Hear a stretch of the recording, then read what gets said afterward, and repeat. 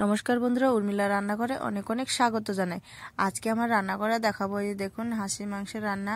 কত বড় একটা হাঁসের মাংস রান্না করব। কিভাবে রান্না করব আপনারা দেখতে থাকুন।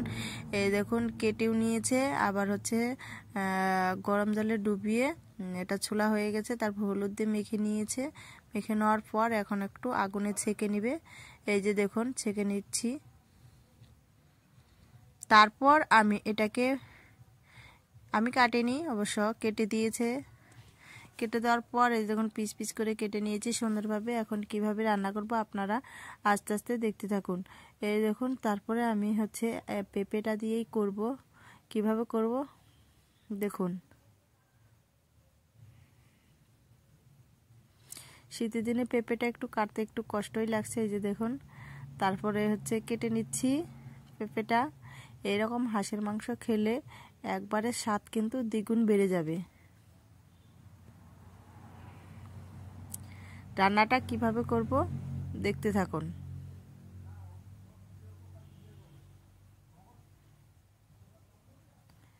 একবারে রেস্টুরেন্টের মতো রান্না করব। তারপরে দেখুন, এই যে পিস পিস করে কেটে নিচ্ছি পেঁপেগুলো এইভাবে করে। সম্পূর্ণ পেঁপে আমার কাটা হয়ে গেছে। তারপরে দেখুন, আমি উনুনটা জ্বালিয়ে দিলাম। জ্বালানোর পর আমি দিয়ে দিয়েছি তেল।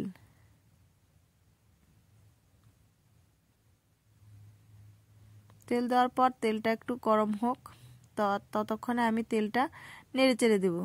এইখানে দিয়ে দিয়েছি গরম মশলা, লং আর এলাচ দিয়ে সুন্দরভাবে একটু নেড়ে চেড়ে নিচ্ছি। এলাচগুলো আবার ফুটে, তার জন্য একটু কম আঁচেই দিয়ে দিয়েছি। এই দেখুন, প্রথমে দিয়ে দিব আমি হচ্ছে কাঁচা টমেটো।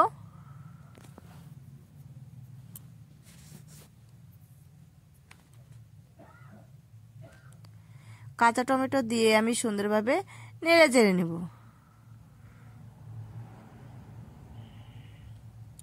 আজকে কাঁচা টমেটো দিয়েই রান্না করে খেয়ে দেখব। তারপরে দিয়ে দিচ্ছি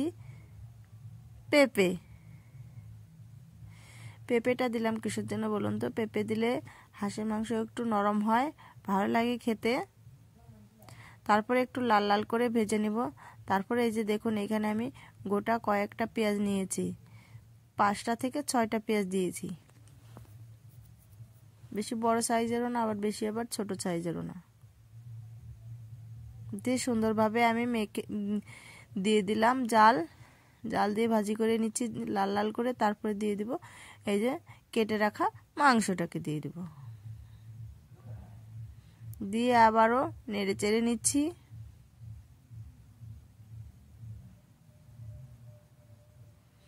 ভালো করে এটাকে একটু তেলের মধ্যে মিশিয়ে যখন হয়ে আসবে, নেড়ে নেব সুন্দরভাবে। সম্পূর্ণ গায়ে গায়ে যখন তেলটা লেগে যাবে, তখন আমি দিয়ে দেব স্বাদ মতো লবণ।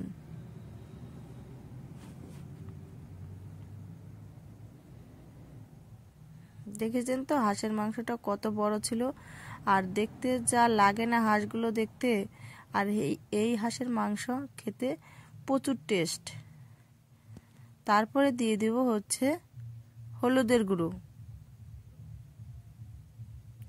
একবার এই হাঁসের মাংস খেলে আর ওই দেশি হাঁসের মাংস খাওয়ার কিন্তু ইচ্ছে করবে না।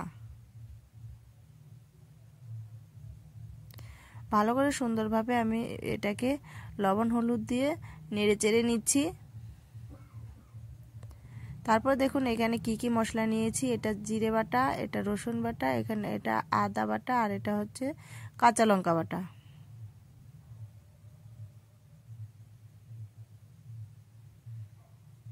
দিয়ে দিলাম। ও জিরে বাটার এইখানে আবার একটু ধনে বাটাও দিয়েছি। দুইটা একসাথে মিক্সড করে দিয়েছি তো। দিয়ে সুন্দরভাবে আমি নেড়ে চেড়ে নেব। তারপরে দেখুন, এই যে লঙ্কাগুলো কিন্তু আমি আজকে বেটে দেব না, ফাটিয়েই রান্না করব। লঙ্কাগুলো একটা মাঝে একটা কেটে নিয়েছি। ওই কাটানো লঙ্কা দিয়েই আজকে রান্না করব।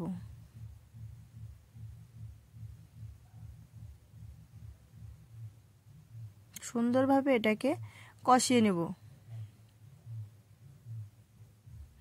যত কষাবে তত মাংসটা খেতে ভালোও লাগবে আর হচ্ছে স্বাদটা কিন্তু দ্বিগুণ বেড়ে যাবে। তারপরে দেখুন কষানো একটু হালকা জলে আমি কষিয়ে নিচ্ছি। এই যে একটু জল দিয়ে কষিয়ে নিব ভালো করে আবারও।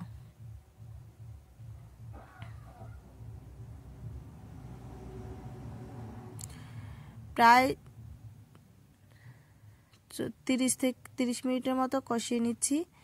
নিয়ে ভালো করে নেড়েচেড়ে নিব। নেড়েচেড়ে নেওয়ার পর এই যে এখানে দেখুন বাড়ির তোলা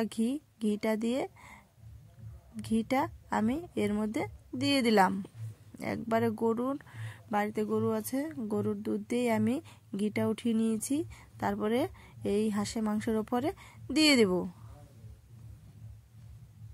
দিয়ে দেওয়ার পর আমি দেখুন এই যে তারপরে আমি ধনেপাতা কুচি দিব। ধনেপাতা কুচি দেওয়ার পর আমি হচ্ছে হালকা করে নেড়ে চেড়ে নিচ্ছি। এই দেখুন